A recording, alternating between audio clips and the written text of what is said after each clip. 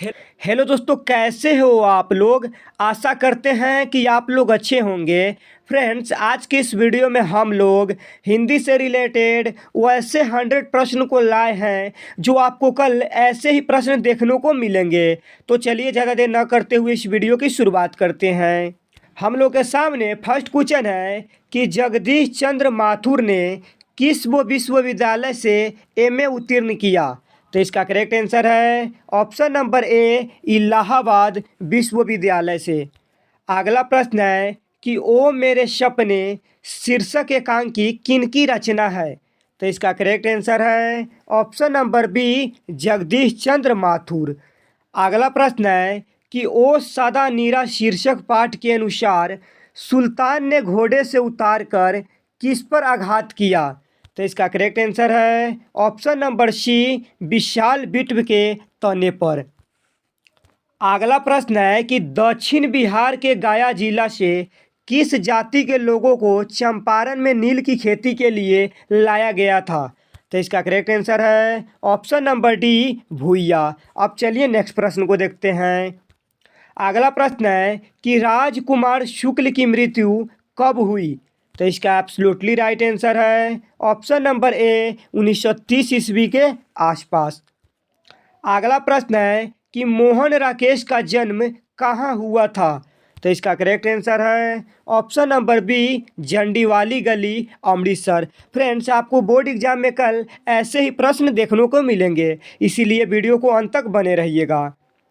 अगला प्रश्न है कि सिपाही की मां शीर्षक पाठ में कुंती कौन है। तो इसका करेक्ट आंसर है ऑप्शन नंबर सी, बिस्नी की पड़ोसन। 8 नंबर क्वेश्चन है कि नामोर सिंह के पीएचडी का विषय क्या था।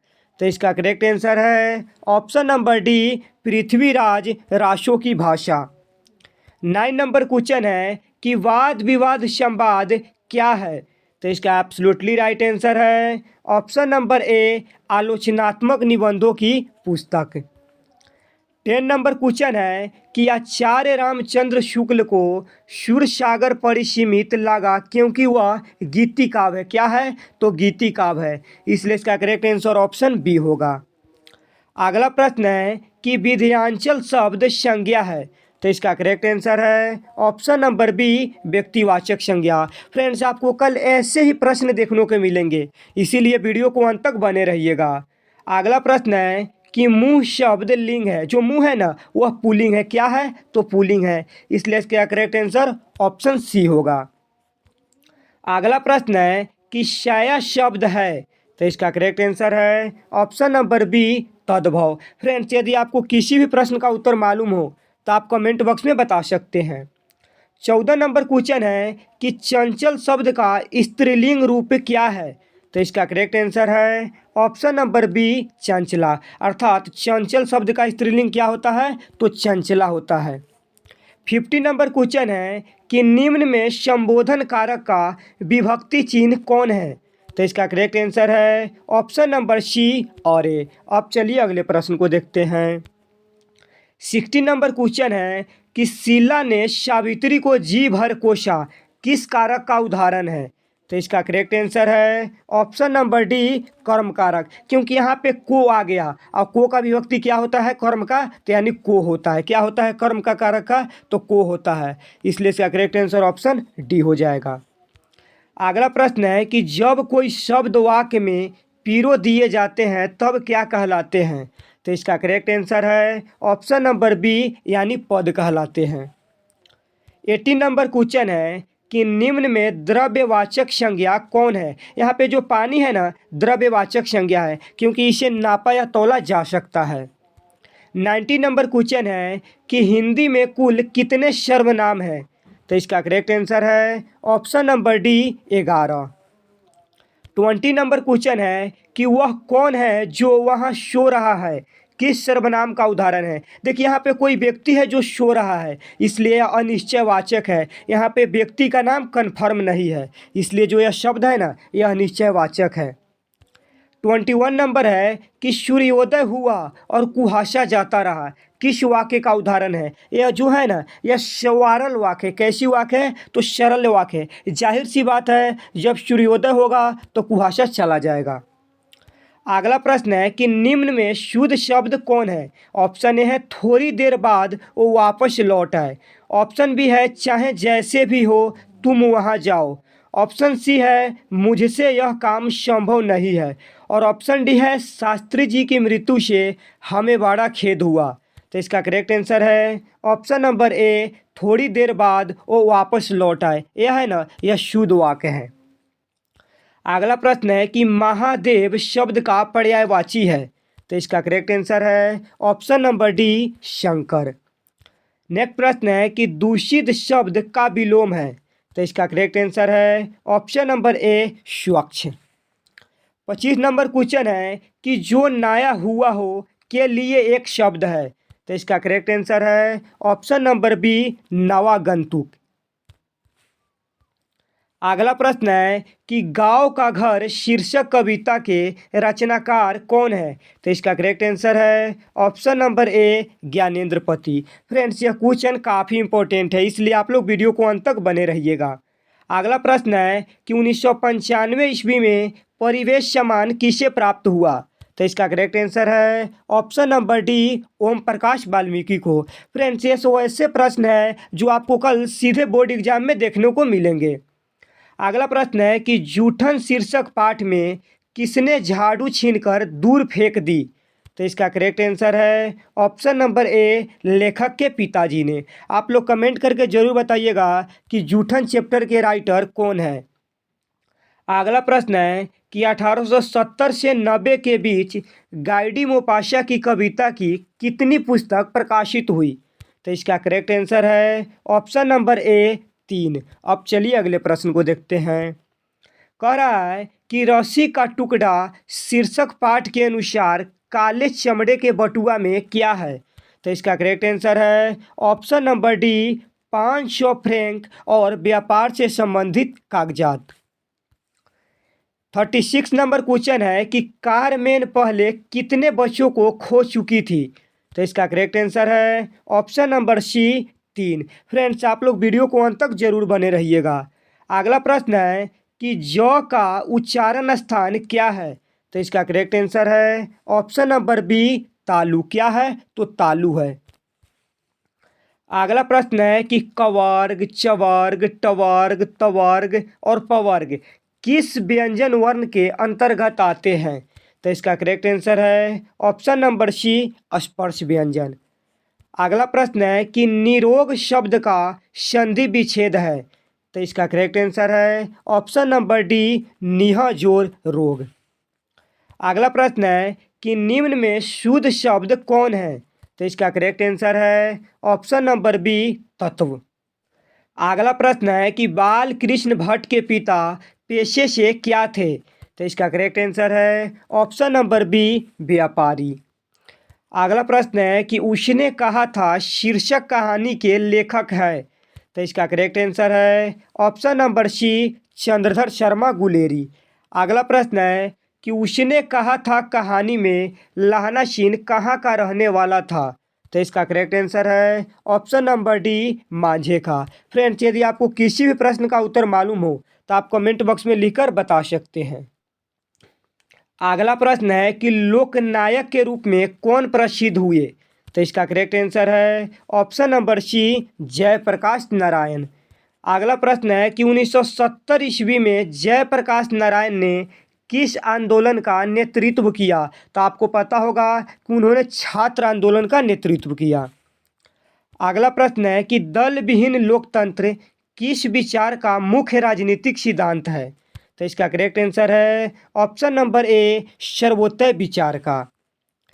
47 नंबर क्वेश्चन है कि रामधारी सिंह दिनकर के पिता का क्या नाम था? तो इसका करेक्ट आंसर है option number B, Ravi Singh. क्या था? तो रवि सिंह। अगला प्रश्न है कि निम्न में रामधारी सिंह दिनकर की रचना कौन है? तो इसका करेक्ट आंसर है ऑप्शन नंबर सी, उवर्सी। क्या है? तो उवर्सी है। अगला प्रश्न है कि अर्धनारीश्वर शीर्षक पाठ में कौन स्वयं वृंत बन गया और नारी को उसने कली मान लिया? तो इसका करेक्ट आंसर है ऑप्शन नंबर डी पुरुष। अब चलिए नेक्स्ट प्रश्न को देखते हैं। अगला प्रश्न है कि नारी तो हमहु करी तब न किया विचार, जब जानी तब परिहरी नारी महाविकार। यह पंक्ति किस पाठ से है? तो इसका करेक्ट आंसर है ऑप्शन नंबर ए अर्धनारीश्वर। कौन सी पाठ है? तो अर्धनारीश्वर। अगला प्रश्न है कि 20 किलो चावल कौन विशेषण है? तो इसका करेक्ट आंसर है ऑप्शन नंबर बी परिमाण बोधक विशेषण। कौन सी विशेषण है? तो परिमाण बोधक विशेषण है। अगला प्रश्न है कि राम सोता है कौन क्रिया है? तो इसका करेक्ट आंसर है ऑप्शन नंबर बी अकर्मक क्रिया। फ्रेंड्स, आपको कल बोर्ड एग्जाम में ऐसे ही प्रश्न देखने को मिलेंगे, इसलिए वीडियो को अंत तक बने रहिएगा।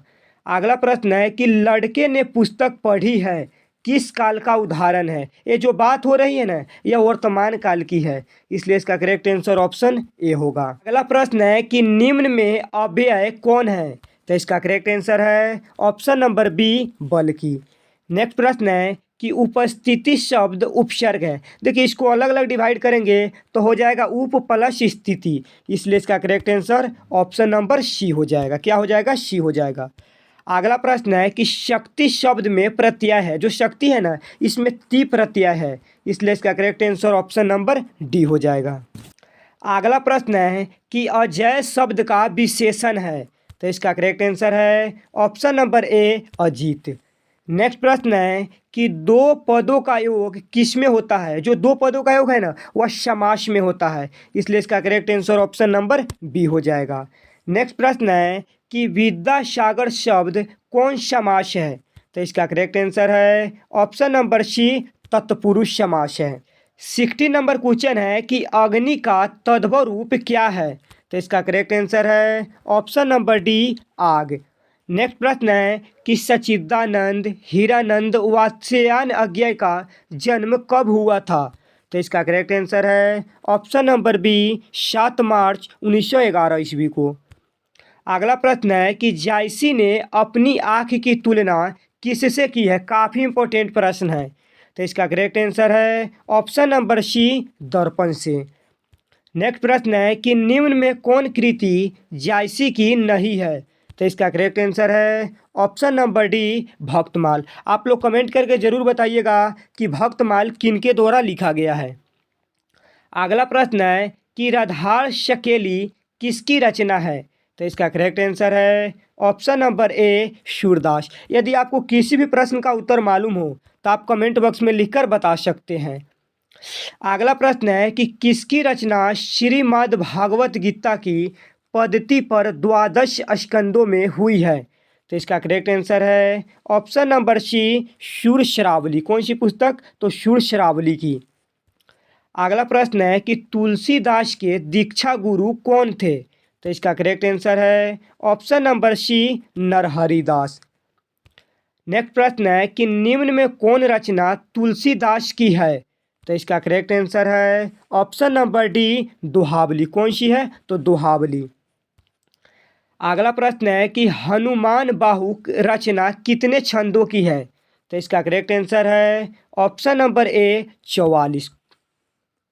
69 नंबर क्वेश्चन है कि रामचरितमानस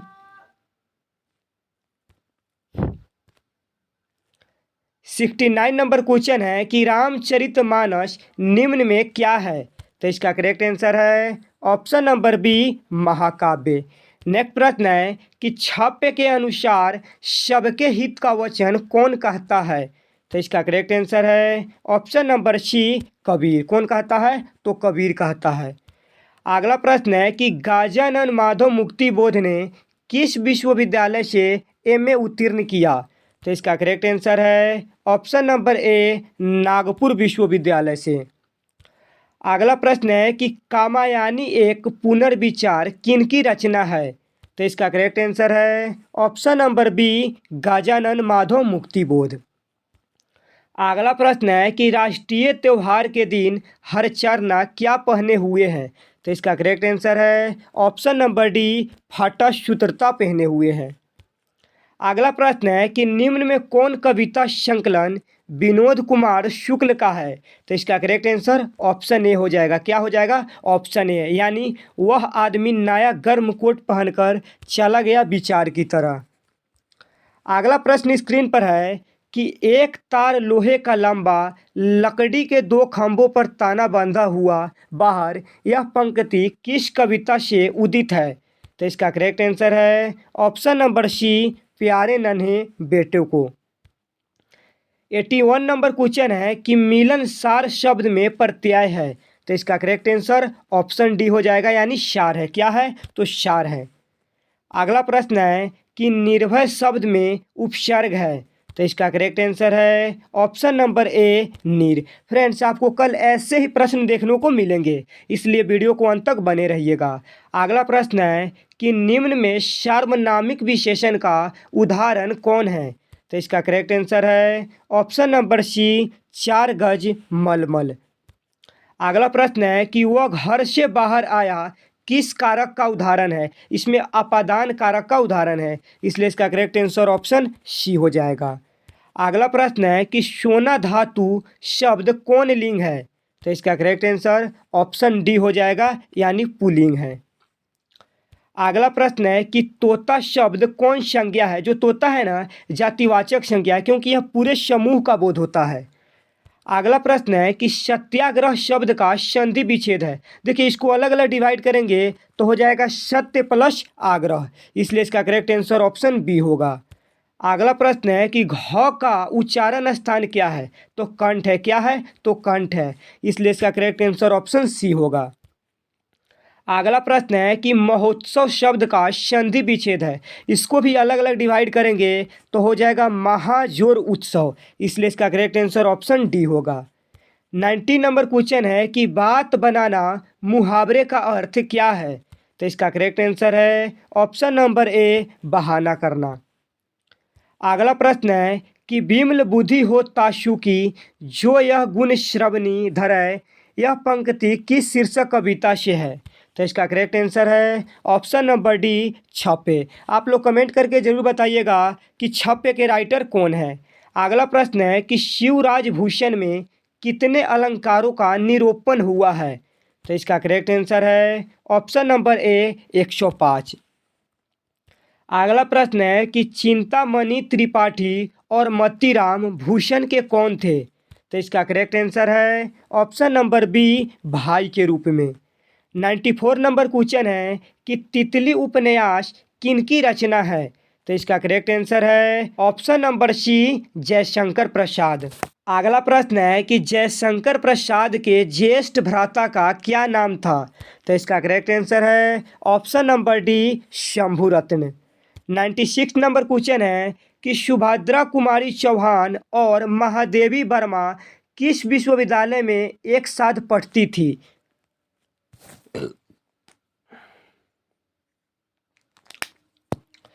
तो इसका करेक्ट आंसर है option number A, Crosthwaite girls school, Allahabad. अगला प्रश्न है कि गुलामी का नाशा नामक नाटक के लेखक कौन है? तो इसका करेक्ट आंसर है option number B, Thakur Laxman Singh. Next प्रश्न है कि छोड़ काम दौड़कर आई माँ कहकर जिस समय पुकारा, किस कविता की पंक्ति है? तो इसका करेक्ट आंसर है ऑप्शन नंबर सी, पुत्र वियोग। 99 नंबर क्वेश्चन है कि शमशेर बहादुर सिंह की रचना निम्न में कौन है? तो इसका करेक्ट आंसर है ऑप्शन नंबर डी, टूटी हुई बिखरी हुई। अगला प्रश्न है कि गजानन माधव मुक्तिबोध का जन्म कब हुआ था? तो इसका करेक्ट आंसर है ऑप्शन नंबर बी, 1917 ईस्वी में। फ्रेंड्स, आज के इस वीडियो में हमने 100 ऑब्जेक्टिव प्रश्न को देखे हैं, जो आपको कल ऐसे ही प्रश्न देखने को मिलेंगे, इसलिए चैनल को सब्सक्राइब कर लीजिए। तब तक के लिए जय हिंद।